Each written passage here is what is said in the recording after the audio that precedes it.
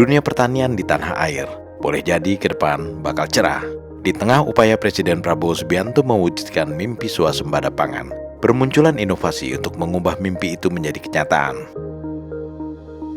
Satu di antaranya, tengoklah beberapa waktu lalu, ketika Ustadz Adi Hidayat, dai berpengaruh di kalangan umat Islam, menggagas sebuah aksi yang membuat Prabowo gembira.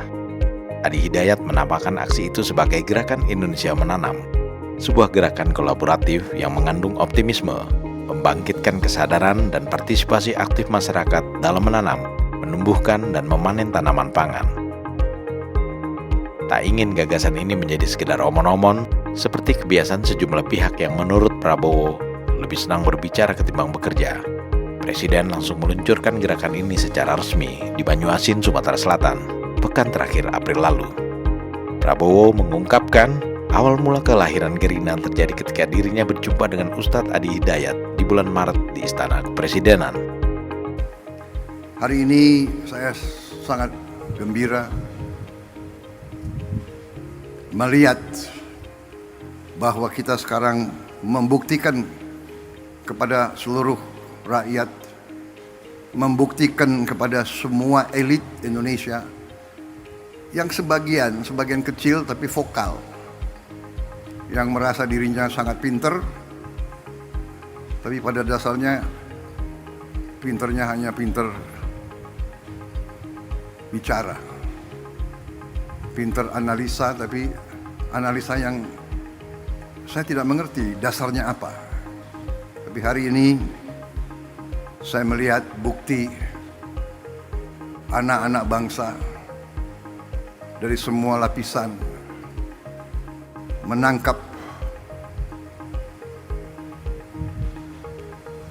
praktisi-praktisi, tokoh-tokoh yang mau kerja, yang mau cari solusi, mau coba dan berani mencoba dan berani merintis dan berani memulai.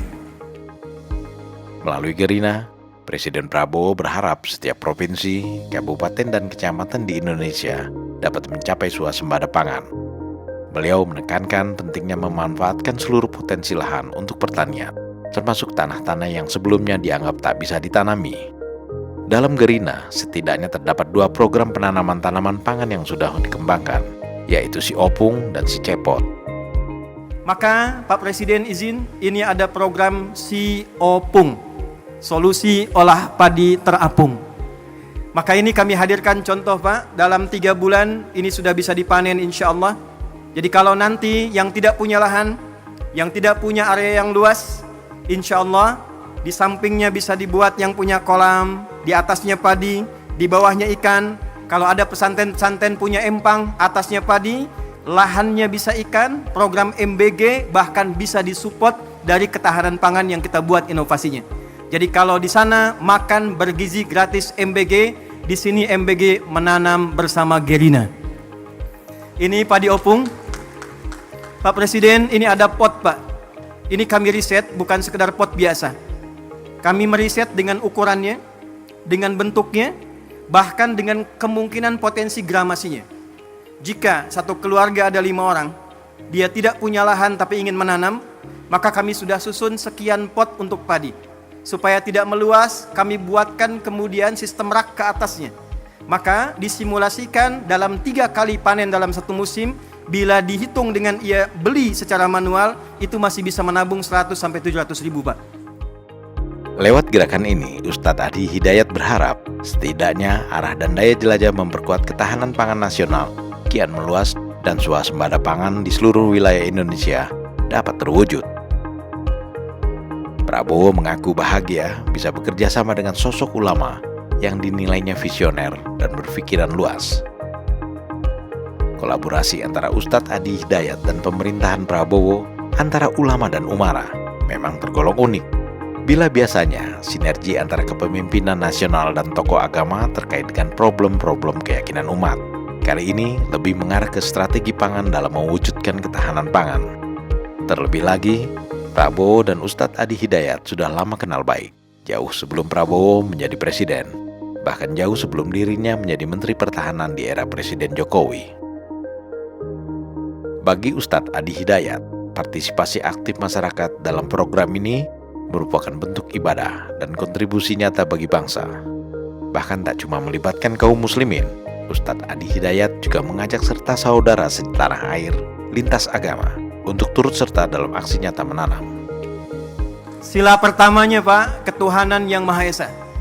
Maka kita implementasikan, kami undang juga saudara-saudari kami, yang saudara dari Kristen, yang saudara dari Hindu, saudara dari Buddha, juga yang lain-lainnya supaya kita bersatu padu dalam konsep menanam ini secara universal, dalam nilai keislaman. Tadi Bapak mendengarkan ayat Al-Quran di surat Yusuf ayat 44, yang kurang lebih maknanya, mestilah di satu negeri itu kalau ingin kokoh, harus kokoh ketahanan pangannya, harus mulai menanam supaya rakyatnya tidak lapar dapat makan, dan punya visi ke depan yang jauh.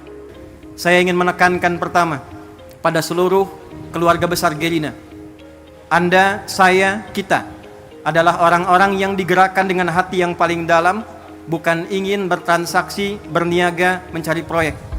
Kita adalah orang-orang yang dengan rasa cinta pada Indonesia ini berkumpul untuk mencoba berkontribusi memberikan yang terbaik. Mari kita sama-sama berkolaborasi, memberikan nilai kebaikan. Terima kasih Pak Setiawan Ikhlas yang telah memberikan tempat ini sampai kapanpun sebagai hibah untuk diriset. Ini nanti Pak akan menjadi masjid, tempat yang Bapak duduk sekarang. Dan ke depan kita berharap seluruh saudagar kita bersatu, rakyat kita bersatu, pemerintah kita bersama-sama, dan dengan berbahagia kita songsong Indonesia Emas 2045.